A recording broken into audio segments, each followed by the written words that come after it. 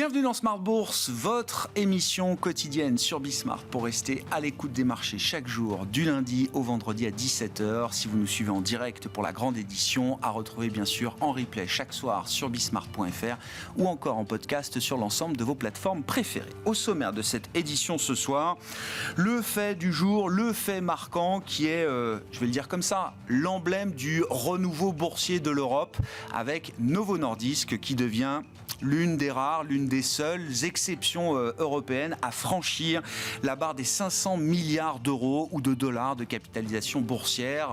L'exploit avait été réussi dans le passé par LVMH seulement jusqu'à présent, et Novo Nordisk à la faveur des résultats publiés ce matin qui montrent toujours une croissance et des perspectives très solides pour ces médicaments dans le diabète et dans l'obésité aujourd'hui. Novo Nordisk a donc franchi lui aussi ce cap symbolique, historique des 500 milliards de capitalisation boursière en Europe, ce qui équivaut à quelques trillions de couronnes danoises, puisque Novo Nordisk est principalement coté à Copenhague sur le marché danois. Novo Nordisk donc en vedette en Europe.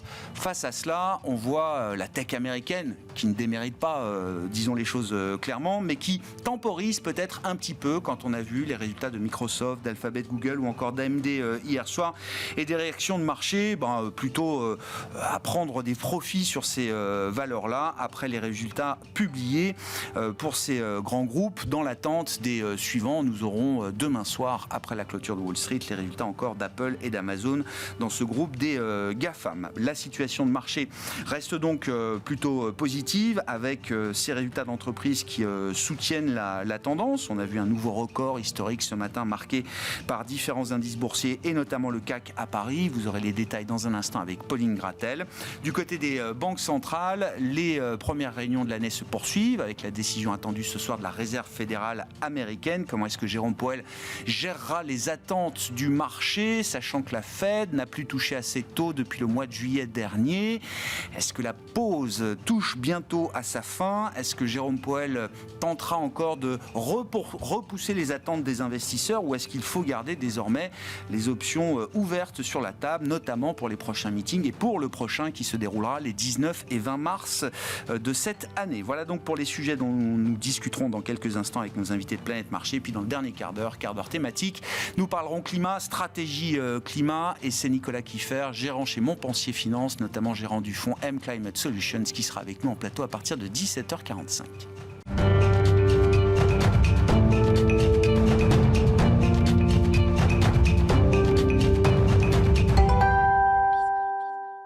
Avant d'accueillir nos invités, les infos clés du jour sur les marchés, c'est avec Pauline Grattel. Le CAC signe un nouveau plus haut historique à plus de 7700 points au cours de la séance. Les investisseurs saluent le ralentissement de l'inflation en France à 3,4% sur un an en données harmonisées. En décembre, elle s'élevait à plus 4,1%. Côté allemand, l'inflation ralentit plus que prévu à 3,1% en rythme annuel contre 3,8% le mois précédent. À noter également une faiblesse persistante de la consommation en Allemagne avec des ventes au détail qui reculent d'1,6% en décembre sur un mois. Aux États-Unis, avant la décision de la Fed, les investisseurs ont pris connaissance des créations d'emplois dans le secteur privé qui ressortent à 107 000 contre 150 000 attendus selon le cabinet ADP. L'autre grosse info du jour se passe du côté des résultats d'entreprise. Le groupe pharmaceutique Novo Nordisk dépasse les 500 milliards d'euros de capitalisation boursière. Seul LVMH avait franchi ce cap en Europe. L'entreprise publie un bénéfice net supérieur aux attentes en hausse de 51% et prévoit des chiffres encore meilleurs pour 2024. Le chiffre d'affaires de Novo Nordisk bondit de 31% grâce à ses produits contre le diabète et l'obésité. Des annonces saluées par le marché, le titre gagne autour de 5%. À Wall Street, parlons tech. Alphabet déçoit les investisseurs malgré des revenus et bénéfices supérieurs aux attentes. Les ventes publicitaires de Google sont, elles, ressorties inférieures aux estimations. Le titre perd 5%. Microsoft publie des résultats trimestriels supérieurs aux attentes, mais la hausse des investissements liés à l'intelligence artificielle freine les investisseurs. Le titre cède 1%. À noter également dans le secteur des semi-conducteurs, déception sur AMD avec une prévision de chiffre d'affaires inférieure aux attentes pour le prochain trimestre. Le titre ouvre en baisse de 2,5%. En France, pour SEB, c'est bien. L'entreprise relève ses perspectives de croissance pour 2023 et anticipe une progression de plus de 15%. SEB gagne plus de 6% au cours de la séance. Côté prêt-à-porter, H&M change de directeur général après un ralentissement des ventes dans un marché très concurrentiel. L'action chute de 9% à Stockholm. Demain, en zone euro, les investisseurs prendront connaissance du taux de chômage en décembre ainsi que de l'estimation rapide de l'inflation pour janvier. Côté Banque centrale, la décision de la Banque d'Angleterre est attendue demain. Enfin, les résultats d'entreprises Apple et Amazon seront publiés demain soir. Tendance, mon ami, chaque soir, les infos clés de marché avec Pauline Gratel en ouverture de Smart Bourse sur Bismart.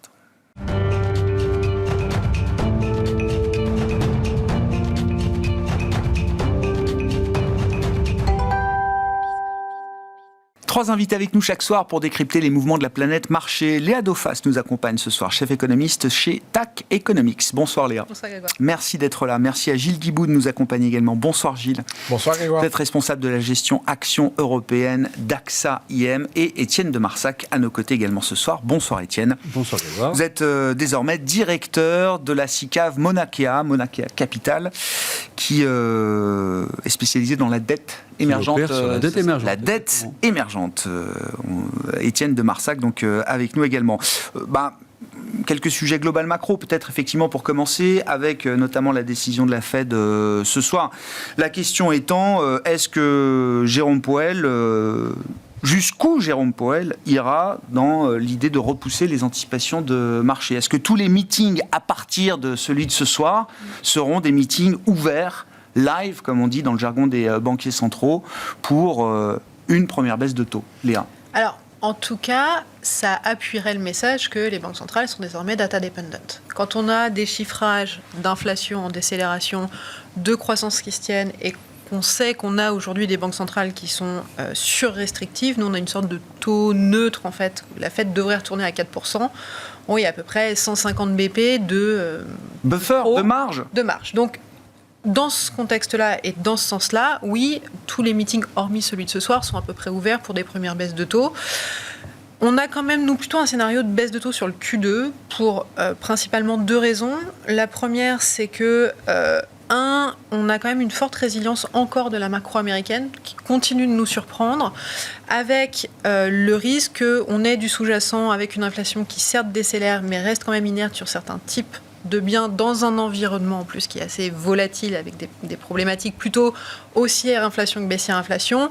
Le risque qu'on baisse trop tôt aujourd'hui et on doit à un moment ou à un autre arrêter ou remonter parce que les pressions inflationnistes en fait reviennent parce que l'économie se tient en fait mieux que ce qu'on attendait. Donc ça, et ça, le scénario stop and go, c'est ce qu'ils veulent absolument éviter. Exactement. Donc c'est plutôt l'idée, est-ce qu'on est aujourd'hui à 2 mois près pour entamer une première baisse, sachant que de toute manière, une grosse partie de la baisse est déjà anticipée si on regarde la courbe de taux, et que est-ce qu'on fait une baisse en mars ou en mai?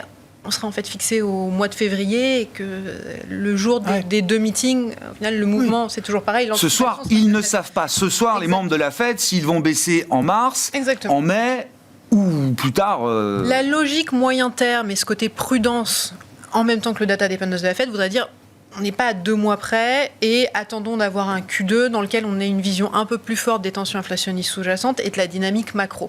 Le risque quand même qu'on a, c'est avec 200 000 créations d'emplois en continu, on ait une croissance via la conso qui reste toujours éveillante, un effet revenu qui s'entretienne et donc au final une surchauffe de l'économie, enfin une surchauffe en tout cas une reprise de l'économie en sous-jacent alors qu'on n'a pas assez assoupli la politique monétaire. Donc c'est un peu ce côté-là qui fait dire aujourd'hui attention à de la prudence et c'est un peu le même discours qu'on peut avoir sur l'ensemble des banques centrales. Oui, les portes de mars sont ouvertes pour la Fed et pour la BCE parce qu'effectivement l'inflation décélère plus vite qu'attendu et que les situations macro, alors pour la Fed permettent d'avoir de la marge parce que ça tient et pour la BCE c'est suffisamment atone et anémique pour qu'on puisse mettre un petit soutien monétaire. Maintenant, il y a quand même beaucoup d'incertitudes encore dans les scénarios et dans une logique de data dependence et dans une logique de prudence, ça paraît aussi plus cohérent d'attendre un Q2 plutôt que d'accélérer vite au Q1, quitte à créer ensuite les conditions d'un retour de l'inflation sur 2025. La Fed, comment vous regardez ça, évidemment, Étienne, et quel est le niveau de confiance qu'on peut percevoir du côté de la Fed et de la Banque Centrale Européenne dans l'équilibre des risques, notamment, et est-ce que Jérôme Powell doit tenter de fermer le plus possible la porte à une baisse de taux dès le prochain meeting du mois de mars, ou est-ce que la communication peut être beaucoup plus ouverte encore de ce point de vue-là ? Je pense que la Fed a démontré une certaine flexibilité dans sa communication et peut-être que ce soir, on peut au moins attendre une légère altération de son expression et de son wording dans le sens d'un équilibre de la balance des risques. C'est-à-dire que globalement, la politique monétaire est à un niveau neutre, ce qui pourrait être dit ou en tout cas sous-entendu dans l'emploi des mots de ce soir, ce qui permettrait au marché de continuer à anticiper sans pour autant suranticiper cette logique dans laquelle le marché s'est inscrit, à savoir l'anticipation de entre 130 et 160 basis points de baisse de taux d'ici à la fin de l'année. Néanmoins, les risques, notamment les risques d'une baisse des taux de manière beaucoup trop anticipée existent. Et à ce titre-là, moi je trouve que le mantra de soft landing est un mantra qui a du mal à décrire l'état actuel du cycle US, qui n'est ni en train d'atterrir, ni en train d'être soft. C'est-à-dire qu'on part sur la Lune, quoi.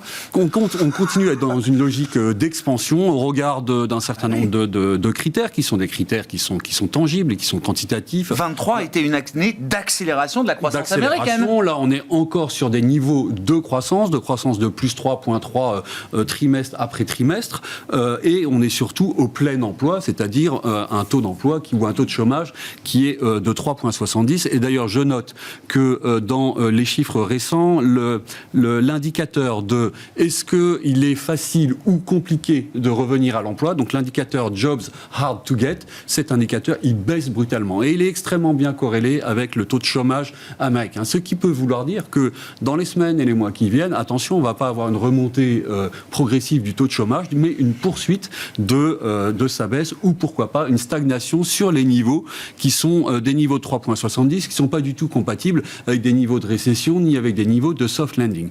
Donc vous avez un taux de chômage qui est le signe, finalement, quand même, c'est le signe qui emporte tous les débats. C'est-à-dire que vous n'avez pas de remontée du taux de chômage, ou en tout cas toujours pas. Vous avez des excess savings qui sont bien plus élevés qu'on ne le pensait. C'est-à-dire, les économistes et les stratégistes et moi-même, on pensait en fait que la récession, elle serait atteinte fin 2023 sur fond d'épuisement des excess savings. En réalité, les excess savings, il y en a beaucoup plus, et ils baissent avec une vitesse qui est plus lente. Donc en fait, vous pouvez reporter d'un an l'atterrissage vers un niveau de zéro des excess savings qui sont de l'ordre de 500 milliards. Le consommateur américain a l'air de les épuiser à une vitesse de 50 à 75 milliards par mois. Donc vous continuez à avoir du potentiel de consommation, et je pense que la Fed doit faire très attention au niveau de liquidité investi en money market fund, investi en dépôt bancaire, investi en treasuries court terme qui sont sensibles à la baisse de taux. Et je termine, c'est-à-dire que si vous baissez les taux de 100 BP ou de 75 BP, vous pouvez parier sur le redéploiement, soit dans la consommation, soit dans la sphère réelle, effectivement, de ces liquidités. Et là, vous avez une vague d'inflation de deuxième tour, ou un deuxième effet qui est potentiel. J'entends le point, j'entends les risques, et on est tous... ce qu'a délivré l'économie américaine en 23 est spectaculaire, tant sur le plan de la croissance que sur le plan de la désinflation. Parce que tout ce que vous dites là, c'est quand même accompagné par une désinflation beaucoup plus rapide encore que ce qui était prévu par la Réserve fédérale américaine. Oui, le but, c'est ce que j'ai compris des derniers discours de Jérôme Powell, de ces premières baisses de taux en tout cas, et pas de venir soutenir une économie qui serait au bord du gouffre. C'est pas du tout ça.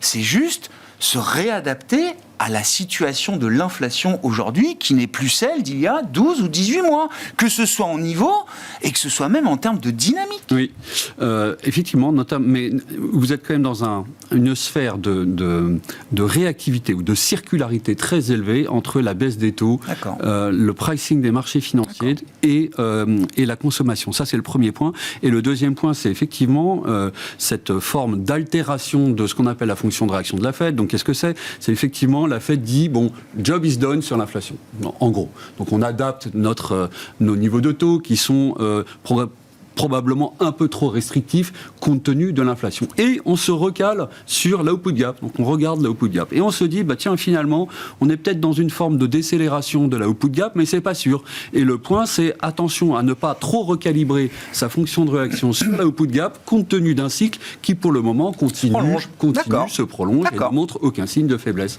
Et donc, cette recalibration de la formule de Taylor est vraisemblablement peut-être un petit peu trop tôt dans le temps.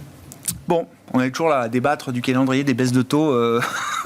Gilles, est-ce que c'est encore un sujet pour vous, les investisseurs actions, ou est-ce que c'est un facteur désormais qui s'estompe un petit peu, puisque tout le monde a en tête, je le disais, que la Fed n'avait pas bougé ses taux depuis juillet, tout le monde a en tête que le prochain mouvement, que ce soit mars, mai ou plus tard, sera un mouvement à la baisse. Alors, effectivement, tout le monde a en tête que ça sera un mouvement à la baisse. Néanmoins, ce que disait précédemment Léa, c'est qu'effectivement, on est dans l'anticipation potentiellement de 150 BP cette année.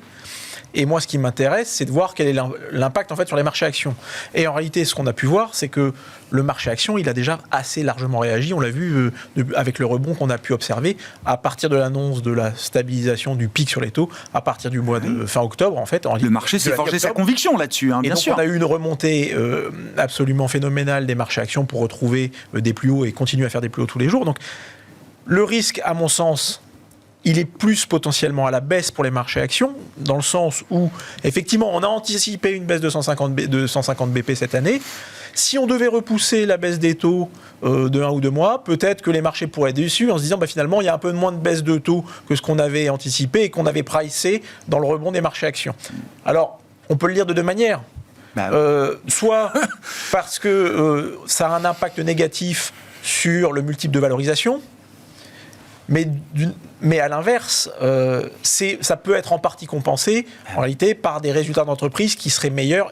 Ça entretient l'illusion nominale, ça entretient un peu d'effet inflationniste supplémentaire sur les chiffres d'affaires et in fine sur les marges de certaines entreprises et de certains secteurs. Et ça traduit en fait aussi, c'est aussi l'illustration qu'en fait on a des résultats d'entreprise et ce qu'on a commencé à voir avec un certain nombre de résultats qui sont, malgré quelques petites déceptions, qui sont quand même encore de très bonnes factures. Et quand on écoute le ton des entreprises, on a commencé à avoir des conférences, on a pu rencontrer plusieurs entreprises depuis le mois de janvier. Le ton reste quand même étonnamment confiant, je vais dire, y compris pour des boîtes européennes. Donc et c'est là où on se dit, finalement, si on reste confiant et que l'économie semble bien tenir, il est peut-être un peu tôt pour baisser les taux. Mais là-dessus, moi, je ne suis pas économiste, je ne me prononcerai pas. Je dis juste que si on ne les baisse pas, ça peut créer une déception et avoir un impact sur, notamment, les titres qui avaient le plus profité de cette anticipation, qui étaient les titres à duration longue, en tout cas sur la partie de la tech, où on avait eu cette inflation de multiples qu'on avait vu se mettre en place depuis 2 mois et demi. Maintenant, sur les résultats d'entreprise, c'est pas nécessairement la politique de taux qui va avoir un impact. Mais voilà. Donc la réaction à court terme, elle est, à mon avis, plus potentiellement légèrement à la baisse qu'à la hausse, parce qu'on a déjà anticipé beaucoup de choses. Léa, je comprends. Si Jérôme Powell est... Franchement, l'économie américaine, encore une fois, est dans un fauteuil aujourd'hui. Enfin, le soft landing, le no landing, c'est maintenant. Le no soft landing, c'est maintenant. La situation est forcément est toujours différente pour la Banque centrale européenne. Si Powell n'a pas d'urgence à baisser les taux, on a quand même le sentiment que pour la BCE, plus le temps passe et plus les données tombent, plus on se dit le plus tôt sera le mieux quand même. Alors moi, j'ai pas cette sensation sur l'Europe. Alors, il y a deux choses. Le premier, c'est que tout le monde s'attend à ce que la situation se dégrade nettement en Europe par rapport à ce qu'on connaît aujourd'hui.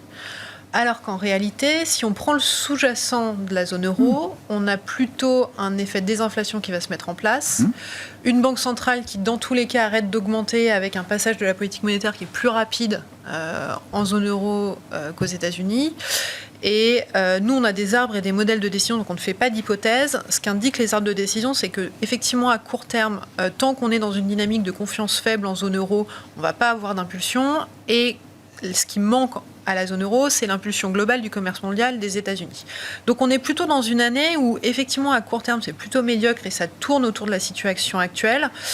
Les chiffres du Q4 montrent effectivement une baisse de la demande domestique qui est un sujet, mais on peut espérer que quelque part au premier semestre, la baisse de l'inflation Et encore une fois, un marché du travail qui se tient en Europe n'emmène pas l'Europe vers des niveaux de récession très forts. On resterait plutôt sur des seuils de récession technique une bonne partie du premier semestre. Et au deuxième semestre, on est plutôt impulsion, commerce mondial, reprise extérieure, rebond américain et ensemble en dynamique globale qui, là aussi, soutiennent la zone euro. Donc, certes, on a des données d'enquête qui sont pas bonnes, il y a une forte hétérogénéité des pays, j'aurais pas le même scénario zone euro que Allemagne ou Espagne, mais je pense qu'il y a quand même un bashing zone euro assez fort, alors que c'est plutôt une situation qui est certes médiocre, mais dans lequel les facteurs d'amélioration sont plus présents en ce début d'année 2024 que ce qu'on a connu en 2023. Donc c'est pour ça que je suis un peu plus positive, entre guillemets. Nous, on a un scénario de 0,5% de croissance en zone euro cette année, et on est plutôt autour de 1,5-2 aux États-Unis. Donc c'est un grand différentiel. Et ça, c'est une situation qui peut justifier le maintien d'un taux de dépôt directeur effectif à 4% encore. Aux États-Unis, on a à peu près 150 BP de décalage entre là où ça devrait être. En zone euro, on a à peu près 50 BP de décalage entre le trop restrictif de la BCE et là où ça devrait aller. Donc c'est certes trop restrictive, mais pas de beaucoup. En tout cas, nettement moins que ce qu'on voit aux États-Unis. Avec là aussi, si on se fie au discours de Christine Lagarde, on a quelque chose qui est beaucoup plus clair en zone euro, dans lequel on s'attend à avoir une décélération au moins visible dans les datas, des salaires, du coût du travail, etc., etc. Donc en zone euro, ouvrir la porte pour mars, ça voudrait dire que effectivement, on a une poursuite de la décélération de l'inflation. On a une situation conjoncturelle qui continue de se dégrader. Et on voit tout un sous-jacent qui entretient la décélération de l'inflation. Si tous ces phénomènes-là se mettaient en place, pourquoi pas avoir une baisse Ça paraît compliqué. Et ça paraît compliqué sur un décalage BCE-Fed. Traditionnellement, la séquence Fed-BCE serait assez logique, d'autant plus là avec le calendrier qui est un peu à part. Mais nous, on garde la porte ouverte, donc c'est plutôt juin pour la BCE. Si effectivement, on avait un couloir de bonnes nouvelles, pourquoi pas l'avancer, d'autant plus s'il a fait de l'avance, mais on reste encore pour l'instant, en tout cas faisons le pari du data dependence, attendons de voir les données sur la désinflation avant de pricer trop tôt la BCE. C'est ce que vous disiez sur les entreprises européennes cotées, on parle de cet univers-là avec vous, Gilles. Il y a encore une relative confiance. Qu'est-ce qu'on peut dire peut-être des secteurs ou des entreprises qui commencent quand même à être confrontés à un problème de demande? Est-ce qu'à l'inverse, il y a encore des secteurs qui sont encore dans des questionnements sur l'offre, que ce soit en termes d'offres de travail, de main-d'œuvre, que ce soit sur des chaînes logistiques, etc. Ce qu'on a pu voir, c'est que là où on avait des points de faiblesse, c'était, y compris aux États-Unis, c'était ce qui était exposé aux consommateurs, et on va dire aux consommateurs le moins aisé. Là où on retrouve un consommateur aisé, on n'a qu'à regarder les chiffres de Richemont, de LVMH ou de Xenia ce matin, on a beaucoup moins de sujets. Les chiffres de Starbucks étaient quand même d'un peu moins bonne facture. Donc, sur la consommation, on voit bien que on a des messages qui ne sont pas très nets. En revanche, là où et en fait la France sur la partie l'Europe sur la partie et la zone euro sur la partie consommation, surtout à l'international, elle est beaucoup plus positionnée sur la partie haut de gamme. Et là où elle est sur la partie bas de gamme, entre guillemets, on a vu Puma, c'était pas terrible. En revanche, là où l'Europe est assez présente, c'est sur la partie industrielle. Et en fait, la partie industrielle, on s'aperçoit que celle-là bénéficie en Europe, mais également aux États-Unis, de tous les plans de relance, de tous les plans de soutien. On avait aux États-Unis pour 1700 milliards de plans d'investissement entre le Build Back Better America, le CHIPS Act, l'ARA. Mais là, maintenant, on parle d'un nouveau plan pour soutenir les semi-conducteurs aux États-Unis. En Europe, même si c'est compliqué, la mise en place, j'étais la semaine dernière en Italie, on voit qu'ils ont quand même retravaillé tout le programme de REPowerEU et des soutiens européens pour essayer de flécher les dépenses d'investissement en Italie pour beaucoup plus rapidement, en fait en les confiant beaucoup plus aux entreprises qui étaient capables de les gérer, donc essentiellement aux entreprises d'infrastructure, que ce soit RFI, que ce soit Terna. Et donc on voit quand même tout ça, ça vient soutenir l'activité. Et en réalité, les messages qu'on a pu avoir de ces entreprises qui sont liées en fait au CAPEX sont encore finalement assez constructifs. Alors bien sûr, on peut avoir ici et là des signes de ralentissement, mais dans le même temps, ce qu'on peut voir, c'est qu'un certain nombre de secteurs qui avaient souffert, notamment des phénomènes de déstockage tout au long de l'année dernière, en réalité, on arrive au bout de déstockage, et donc on a une normalisation de la demande, et donc en fait, le réalignement entre le sell, donc le sell-in, ce qu'on appelle le sell-in et le sell-out, provoque en fait une amélioration.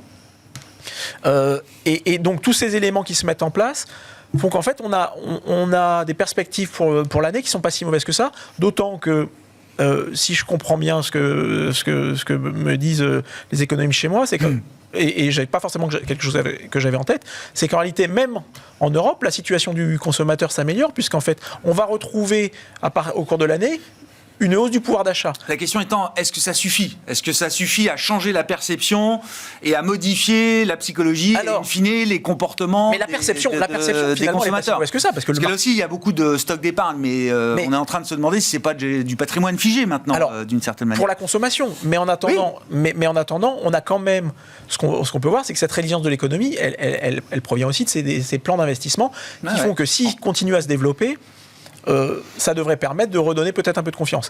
Il y a sans doute un cas particulier pour l'Allemagne, qui est effectivement sur un modèle d'économie qui est sans doute pas forcément le plus en ligne avec les besoins du moment. C'est bien dit. Voilà. Mais c'est un problème spécifique à l'Allemagne. Ouais, je comprends. Qu'est-ce que ça implique pour la sphère émergente ? Si on revient à l'idée quand même de baisse de taux devant nous, notamment par la Fed, au-delà du calendrier, Étienne, qu'est-ce que ça implique pour des grandes économies émergentes ? C'est un soulagement qui est attendu ? Est-ce que des grandes banques centrales émergentes ont déjà pris les devants en anticipant ce qu'allait faire la Réserve fédérale américaine ? C'est une très bonne question. Donc déjà, on peut rappeler que les points de départ en termes de niveau d'inflation ne sont pas les mêmes. La synchronisation dans la désinflation n'est pas la même. Le mouvement de baisse de taux est déjà enclenché dans certains pays d'Amérique latine, par exemple le Brésil, pour ne pas le citer. Ce qui déjà alimente ou peut potentiellement alimenter des inflows, donc des flux porteurs, ou en tout cas donner l'impression d'un univers qui serait plus intéressant. Le deuxième point, c'est effectivement, on a tendance à lier dette des pays émergents et activité de la Fed. Et donc, des débats que l'on a entre nous, on comprend que les baisses de taux de la Fed de grande ampleur ne sont pas imminentes. On est plutôt sur vraisemblablement soit des baisses de taux de faible amplitude ou en tout cas une forme de stabilité qui pourrait continuer. Et ça, c'est très porteur pour le refinancement, et notamment le refinancement des pays émergents. Et les pays émergents qui ont déjà très largement entamé ou diminué leur dépendance au taux américain, rappelons-le.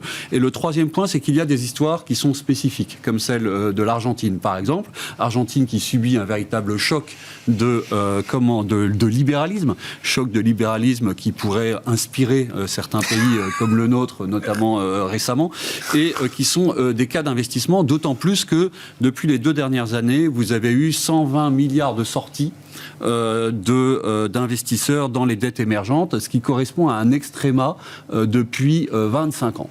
Et donc, finalement, vous vous retrouvez avec un univers qui est peut-être un peu porteur, des cas spécifiques qui sont intéressants et dignes d'études, et puis un univers qui est en bonne santé et sous-investi en flux. Et donc là, ça crée un cas d'investissement qui est, me semble-t-il, favorable pour les mois et peut-être les années qui viennent. Sur l'Argentine spécifique, on est déjà convaincu qu'il y a de la valeur intéressante là dans des obligations argentines sur ces marchés argentins, parce qu'il vient d'arriver quand même Javier Milei, oui. Et il peut être un peu surprenant dans la méthode, etc. Et puis surtout, est-ce qu'il pourra délivrer autant que ce qu'il montre à l'image avec le symbole de la tronçonneuse, quoi. Non, mais il y a quand même derrière lui, c'est très intéressant. Il n'y a peut-être pas grand monde. Et voilà, parce que le monde retient le symbole de la tronçonneuse pour en faire un clown ou quelqu'un pas du tout. Ma question étant, est-ce qu'il aura les moyens et le soutien pour délivrer ce qu'il affiche au visage du monde. Alors déjà, il a le soutien des États-Unis, ce qui est quand même un soutien qui est de bonne ampleur. Et deuxièmement, pour répondre à votre question de la solvabilité, vous touchez des bonds, donc des obligations qui valent 40% du pair, et qui payent régulièrement leurs coupons. Ce qui veut dire que pour l'investisseur, vous avez un taux de rendement actuariel qui est très élevé, et en tous les cas, dans cet univers où finalement on cherche à trouver le potentiel haussier des marchés actions, le potentiel baissier des taux d'intérêt, qu'ils soient des taux d'intérêt d'État dans les économies développées ou les taux d'intérêt du secteur privé qui sont très largement contractés, notamment au dernier trimestre de 2023, eh bien peut-être que les pays émergents bien gérés peuvent apporter une réponse à ce souci de où est-ce que je fais du et 40% du pair sur une obligation argentine, c'est un plancher. Ah oui, enfin ça. Oui, non, j'en sais rien. Ou alors tomber dans des logiques de restructuration, et pour l'instant c'est pas le sujet. C'est pas encore à nouveau le sujet pour l'Argentine. Pas du tout. Pas du tout. Pas du tout. De l'Argentine à la Chine, il faut qu'on en dise un mot, Léa. Bon, sur l'Argentine, si vous avez un commentaire, vous suivez la sphère émergente toujours très précisément. Je rajouterais qu'il faut faire attention au risque pays au-delà des niveaux de pair ou autres, et qu'il y a une forte logique risque pays à prendre en plus du potentiel, notamment pour l'Argentine. Ouais. Sur la Chine, qu'en est-il justement du risque chinois à ce stade ? Est-ce qu'il y a l'idée d'un plancher, alors, un plancher macro, un plancher de marché également, avec des efforts continus Ceci étant dit, mais c'est très exactement le risque pays qui rend les obligations attractives. Intéressant. Victime d'un code postal, effectivement, qui fait qu'elles sont à ces niveaux de valeur intéressantes pour vous aujourd'hui. Je continue sur la Chine. Est-ce qu'il y a un plancher macro et pour les marchés chinois également? En soi, je vais faire la même réponse que sur la zone euro. Pareil, pas si surprise que ça de ce qui se passe aujourd'hui en Chine. On est dans la décroissance structurelle de l'économie chinoise, avec une forte volatilité sur la logique conjoncturelle. On avait une problématique 2023 de surcapacité de production face à une faiblesse de la confiance et du consommateur, qui met du temps à être établie dans un environnement qui en plus est compliqué, avec l'ajustement qu'on connaît de toute la logique immobilière. Donc c'est une année qui va être compliquée. On est plutôt, nous, sur une croissance qui est autour de 4,5% sur 2024, qui se situe autour du consensus. Voyons le chiffre que les autorités émettent sur cette année. Pour nous, c'est vraiment ce qui s'est passé l'année dernière et la poursuite de ce qui va se passer cette année. C'est une ligne de crête. On est sur un désengagement, démantèlement du secteur immobilier et du deleveraging de ce secteur-là, qui implique nécessitement des défaillances, des défauts en chaîne dans un secteur bancaire qui est fragile, et qui a en tout cas une propension à intégrer un choc fort sur l'économie de manière complexe. Donc les autorités sont sur une ligne de crête. Ça avait été le cas l'année dernière, c'est encore le cas sur cette année. Elles ont normalement les capacités à la fois politiques et financières de le régler, mais c'est une année qui va être compliquée et que de toute manière, il y a un sous-jacent déjà structurel qui est fort. On rajoute du conjoncturel avec un choc immobilier. On sait que de toute manière, on coche des situations qui sont compliquées, mais encore une fois, les autorités ont la capacité de contrôle suffisante pour réussir. Mais de contrôle. Parce que j'entends ici et là certains investisseurs qui commencent à rêver d'un espèce de panique stimulus, quoi. C'est-à-dire ça va tellement mal, y compris sur le plan boursier, qu'il faut quand même à un moment mettre des interventions un peu plus massives pour stopper l'hémorragie et peut-être ramener un filet de croissance supplémentaire. Combien de temps qu'on discute de la Chine et combien de temps qu'on dit alors ce stimulus, ça fait je pense à peu près depuis 2008. Mais ça fait depuis 2008, on a cette idée en tête que la Chine pourrait relancer massivement si nécessaire à chaque crise, quoi. Elle est aujourd'hui elle a toujours tenu cette ligne de crête et cette ligne de contrôle de il doit y avoir ce deleveraging quel que soit l'ajustement conjoncturel. Donc la conjoncture va diminuer parce que c'est déjà voulu et on gère cette ligne de crête de cette manière-là. Là où il y aura de l'impulsion, là où il y aura un stimulus significatif, c'est effectivement si on dégénère sur un risque bancaire où là il y aura un soutien. Pour l'instant, entre les effets d'annonce, la réouverture aux investisseurs étrangers ou autres, on est déjà dans une approche où on ouvre un peu. Il y a eu des sujets sur les logiques locales dans lesquelles là aussi on ajuste. Donc il y a du stimuli à droite, à gauche qui se met en place. pour l'instant, il est suffisant pour mettre ça. S'il y a besoin, oui, il y aura, mais on est sur cette ligne de crête. On n'attend pas une impulsion majeure à arriver à court terme qui va repartir sur des chiffres forts de la croissance nationale. De toute manière, elle est dans une logique structurelle de décélération. Que disent les entreprises là, à ce stade sur celles qui opèrent en Chine, bien sûr, et qu'est-ce que la situation macroéconomique chinoise implique pour des secteurs qui sont très liés peut-être aussi encore à cette dynamique chinoise, Gilles? Alors, aujourd'hui, la thématique chinoise, on la voit surtout pour les sociétés européennes au travers des discussions sur notamment la concurrence chinoise, puisque effectivement, cette baisse d'utilisation des capacités de production en interne fait qu'il y a une velléité à exporter pour maintenir les niveaux de capacité de production à des niveaux élevés. Et donc, sur les sujets de concurrence, déloyale ou pas... pour saturer notre capacité de production, il faut qu'on exporte nos voitures. Voilà. Et donc, on est prêt à le faire, y compris, entre guillemets, à vil prix. Donc là, il y a des sujets auxquels il va falloir répondre pour savoir si c'est des conditions. Voilà. Maintenant, sur l'activité en Chine, il y a effectivement des signes de ralentissement, mais ce n'est pas non plus complètement le désastre quand on regarde, je pense à des sociétés comme Schneider, qui sont, quand on est exposé aux bons segments, qui sont toujours ceux de l'électrification, de la digitalisation, on a quand même des besoins qui sont... C'est le pays dans le monde qui investit le plus dans ce sens-là. Et donc, effectivement, ces sociétés-là continuent à bien se porter. Sur le luxe, on a eu effectivement des rebonds qui étaient moins importants peut-être qu'attendus, mais néanmoins, on retrouve des niveaux de croissance qui sont... des niveaux de vente absolue qui sont intéressants. C'est ce qu'on voyait également ce matin chez Xenia. Et donc, la Chine n'est pas morte. Et hier soir, il y avait beaucoup d'inquiétudes sur les résultats de Sèbre. En fait, la bonne surprise, elle venait justement de la Chine, avec notamment sur le marché du café professionnel. Donc, il y a encore de la vitalité. Maintenant, ce qui est vrai, c'est que vu qu'il n'y a pas de système de protection sociale ou de retraite, une partie des économies sont liées au secteur immobilier.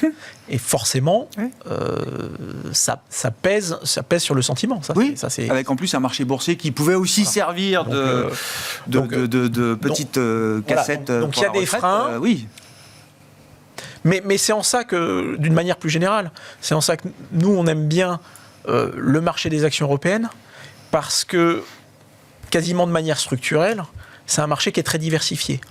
Donc, on a un peu d'exposition en Chine, mais on n'a pas que de la Chine. Parce que quand on a l'exposition en Chine, on a généralement aussi de l'exposition américaine, parce que et ça, c'est à mon sens le point fort des sociétés européennes, c'est que le fait d'avoir dû aller chercher des marchés à l'export pour essayer de grandir, en réalité, ça les a obligés à avoir des produits qui soient concurrentiels, compétitifs, et que là où elles sont encore actives, en réalité, on a des sociétés qui sont souvent très efficaces, très efficientes.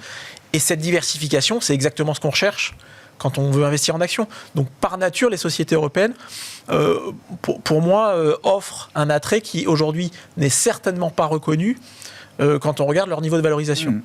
Et c'est assez marrant, c'est que la décote du marché européen par rapport au marché américain n'a jamais été aussi importante, alors même que la part de chiffre d'affaires des sociétés européennes n'a jamais été aussi important. On est à 55%, on était à moins de 40% il y a 15 ans. Donc, elles sont là aussi, on parlait de l'Argentine tout à l'heure, qui est l'extrême, mais elles sont victimes aussi du code postal européen. En partie, oui.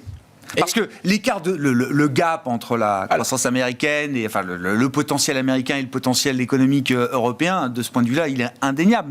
Mais quand on associe ces entreprises à la fragilité économique de l'Europe, alors que c'est pas leur sujet pour beaucoup d'entre elles. C'est pas le sujet. En ouverture, vous parliez des résultats de Novo Nordisk. On va en parler, oui. Je veux dire, Novo Nordisk, ils vendent pas le GLP-1, que ce soit le Wegovy ou l'Ozempic, ils le vendent pas en Europe. Non. Leur premier marché, c'est le marché américain. Mais ils le produisent chez nous. Ils le produisent chez nous. C'est pour ça que je décrète que c'est l'emblème du renouveau boursier européen. Mais c'est la même chose pour LVMH qui vend aujourd'hui plus de 30% sur le marché américain. Donc ces sociétés-là, aujourd'hui, elles profitent de ces débouchés-là.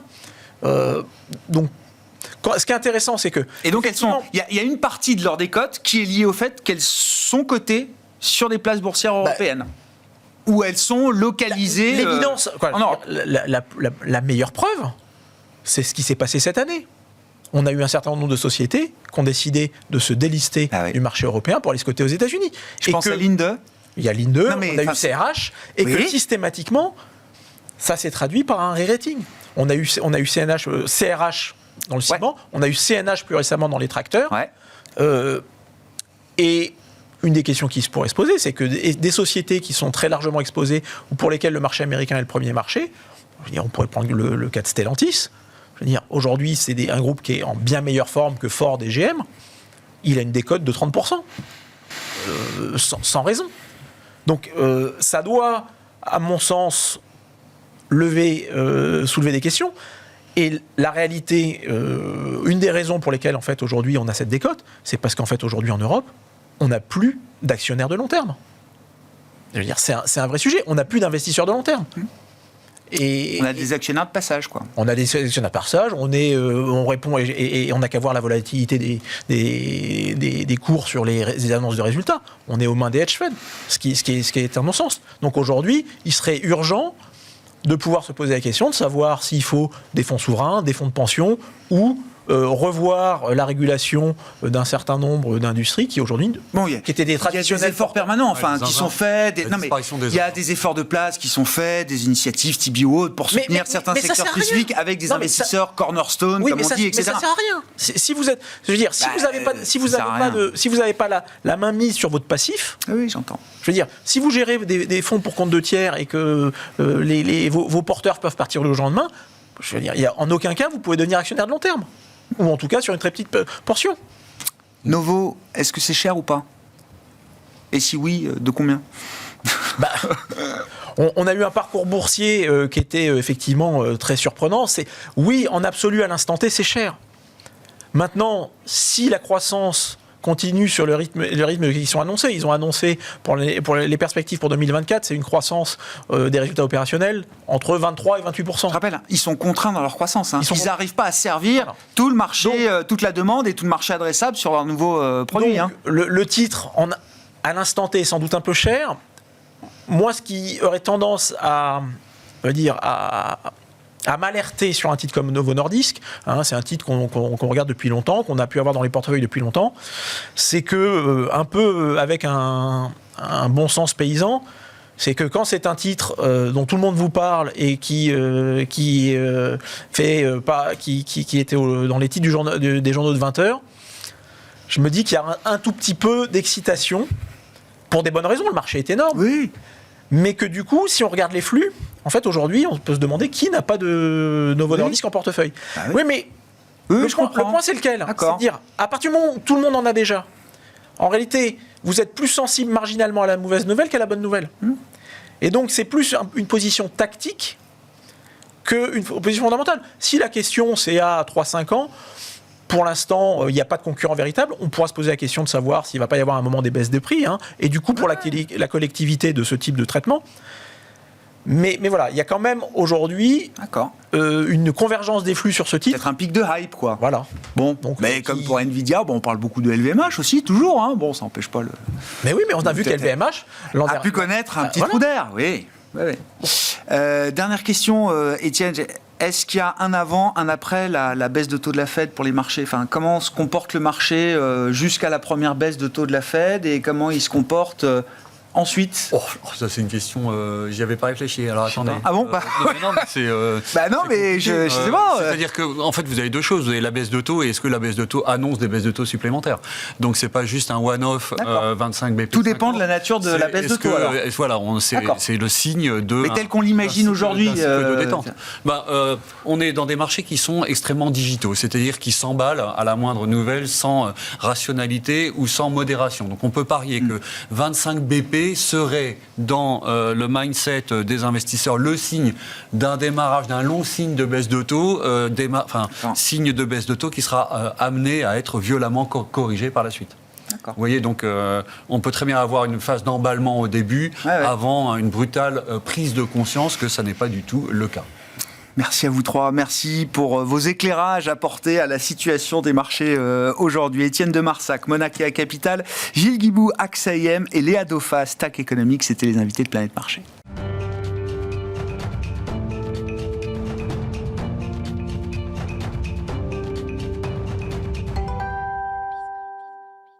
Le dernier quart d'heure de Smart Bourse, c'est le quart d'heure thématique. Le thème ce soir, c'est celui du climat. Comment investir dans une stratégie climat dédiée au climat et à l'amélioration, on l'espère, du climat. Nicolas Kieffer est avec nous en plateau, gérant chez Montpensier Finance et gérant notamment chez Montpensier du fonds M-Climate Solutions. Bonsoir Nicolas. Bonsoir Grégoire. Merci beaucoup d'être avec nous. Bon, le fonds a marqué ses 4 ans en toute fin d'année dernière, c'est ça Nicolas?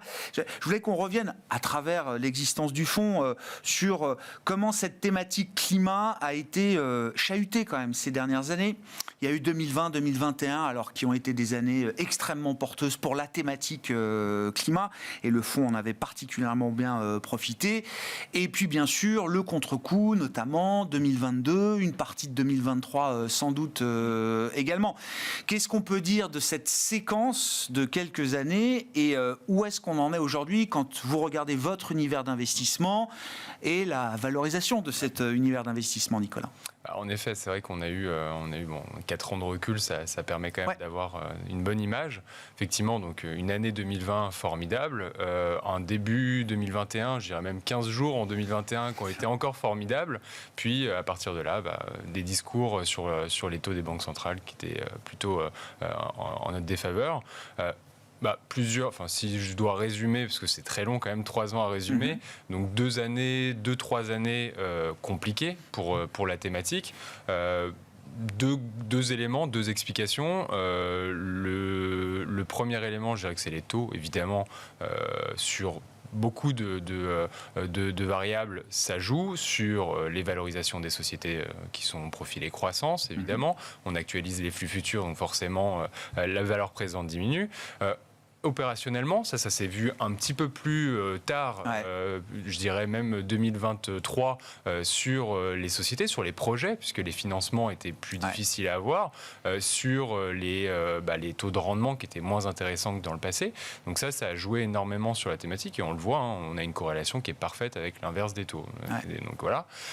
Et deuxième élément, ça c'est également plutôt sur l'année 2023, un IRA, un Inflation Reduction Act aux États-Unis, qui prend un peu plus de temps que prévu, avec des éléments qui sont difficiles à avoir pour les sociétés, pour même les particuliers. Et donc, forcément, le même effet que les taux, des décalages de projets, puisque les sociétés, en attendant plus de visibilité sur les subventions, sur les crédits d'impôt, ont décidé de décaler leur... C'est pas aussi fluide que ça, vous dites, parce que on regarde les États-Unis pour suivre la boussole américaine. C'est vrai qu'une des caractéristiques quand même du plan, c'est de fonctionner avec des incentives. On loue la fluidité, la vitesse, la rapidité de déploiement du plan ARA, qui a d'ailleurs dépassé les dimensions qu'on pouvait imaginer au départ. Mais quand on regarde un peu dans le détail et au cas par cas, il y a quand même des histoires de friction, il y a quand même des décalages, vous dites, de projets et de l'argent qui n'arrive pas tout de suite aussi vite que ce qu'on pouvait imaginer pour certaines entreprises en tout cas. Et on parle d'entreprises de taille mondiale, je ne parle pas de la PME du coin qui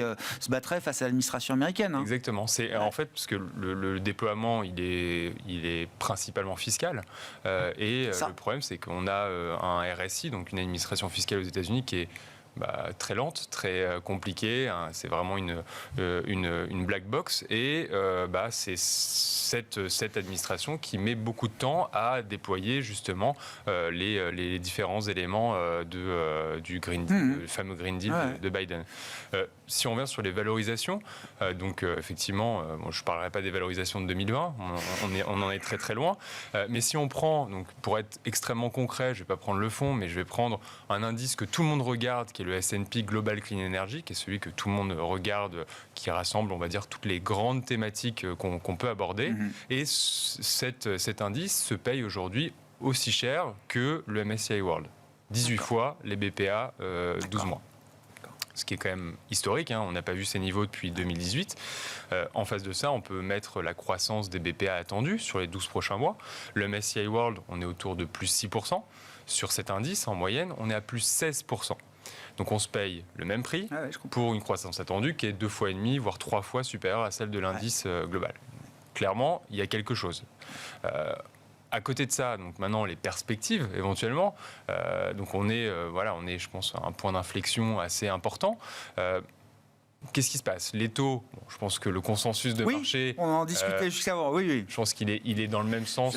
Voilà, on est sur 6 baisses de taux, je crois, attendues en moyenne, autour de 130-140 BP de baisse des taux. Première baisse des taux qui pourrait arriver en juin. Donc clairement, ça, c'était un frein sur les... Et vous dites, comme on a eu la séquence de hausse des taux et comme on a vu l'impact d'abord à travers les valorisations, ensuite sur les résultats opérationnels des entreprises, en tout cas à travers le coût de financement des projets, notamment d'infrastructures, etc. Vous dites, là, on va avoir la même séquence en sens inverse. Il n'y a pas de raison. Enfin, mathématiquement, c'est ce que nous disent sur le terrain tous les acteurs. Clairement, boursièrement d'abord, puis opérationnellement ensuite, on va avoir un effet, c'est évident. Ça, c'est un premier point. Et puis, si je reprends le point des US, de l'ARA, et puis des élections, parce que forcément... on va forcément avoir de la volatilité autour des différentes campagnes, autour des différents sondages, etc. Le scénario de base aujourd'hui, c'est que la feuille de route de l'ARA ne devrait pas énormément changer de celle qu'on a vue en 2022. Maintenant, si on regarde un peu sur le terrain, évidemment, les Républicains ont beaucoup parlé de on va supprimer ça, on va supprimer, etc. Si on regarde la section 45X, donc qui est justement le crédit d'impôt, les subventions pour les sociétés qui vont produire sur le sol américain, etc., plus de 60% des États qui ont ratifié ces lois sont républicains. 25% sont des swing states. Ouais. Donc le reste, c'est démocrate. Ouais. Près de 90%, c'est républicain ou swing state. Oui. Bon, voilà, je pense que pour un républicain, il n'y a pas intérêt à faire machine arrière. Voilà, exactement. C'est sûr.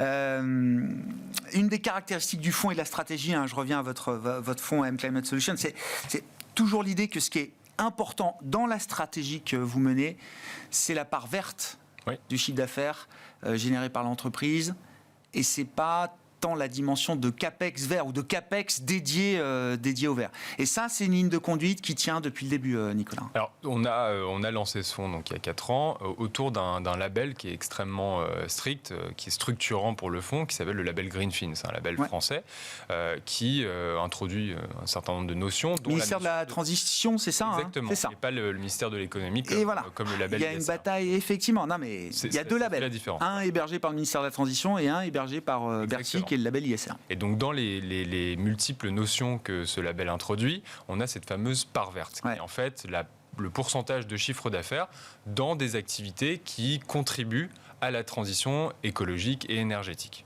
Elles sont en nombre de 8 au niveau du label, on en a identifié plusieurs.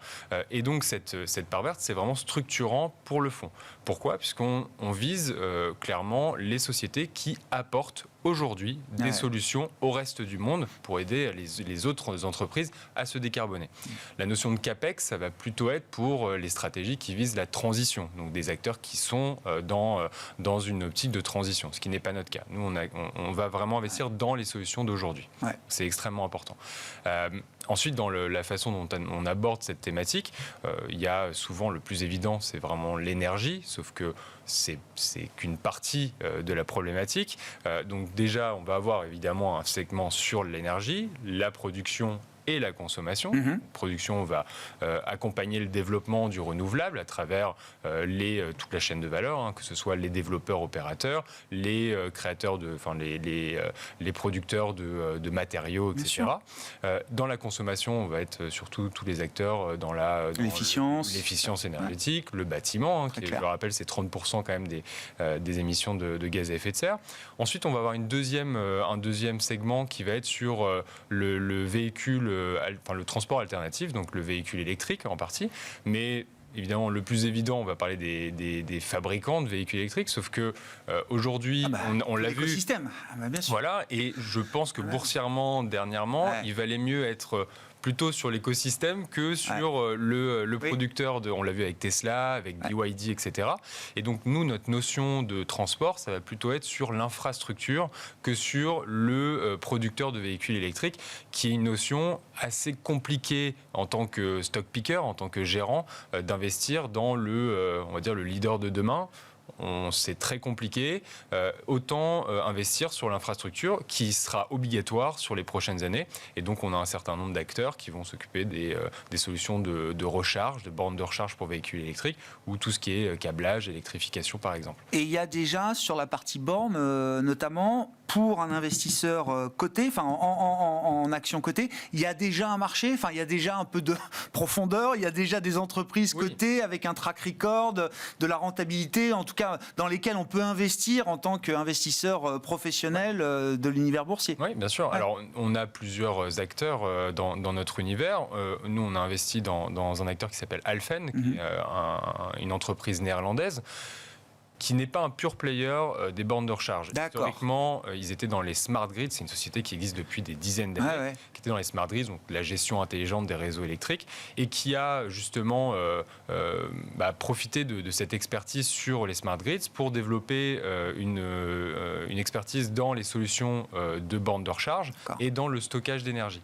Donc nous, évidemment, ce système de bornes de recharge, ça nous intéresse particulièrement. C'est un métier qui représentait à peine 10% du chiffre d'affaires il y a quelques années, qui a aujourd'hui dépassé le métier historique de smart grids et qui est aujourd'hui le métier principal de la société. Et c'est une société qui était historiquement leader aux Pays-Bas et qui est aujourd'hui en train de manger tous les marchés en termes de part de marché européens. Et donc ça, c'est une société qui peut reposer sur le côté défensif des smart grids, même avec un peu de croissance, et le potentiel très fort de croissance sur le stockage d'énergie et sur la recharge de véhicules électriques. C'est quoi? C'est un potentiel leader européen sur le déploiement de bornes de recharge, c'est ça. Et puis troisième vecteur, c'est le capital terrestre, c'est ça, la préservation du capital terrestre, où on va s'intéresser particulièrement donc aux solutions innovantes, notamment sur l'eau et les déchets. Et donc, par exemple, l'eau, on va investir dans Xylem, qui est une société américaine, qui est le leader dans toutes les solutions innovantes sur énormément de secteurs, que ce soit le traitement d'eau municipal, que ce soit l'industrie ou l'agriculture, par exemple. Je rappelle, c'est 70% de la consommation d'eau mondiale, c'est l'agriculture. Et clairement, investir dans ces solutions innovantes, c'est clairement un vrai levier pour nous. Et dans les déchets, par exemple, on va s'intéresser non pas à la collecte de déchets municipaux, mais plus à des acteurs qui vont faire de la revalorisation énergétique des déchets, qui vont prendre une matière peu noble pour en faire une matière première pour l'industrie pharmaceutique, pour les biocarburants, etc. Merci beaucoup Nicolas. Merci d'être venu nous parler de la stratégie climat que vous défendez depuis 4 ans maintenant chez Montpensier Finance. Le fonds s'appelle M Climate Solutions. Nicolas Kieffer, gérant chez Montpensier, était avec nous, l'invité de ce quart d'heure thématique de Smart Bourse ce soir sur Bismart.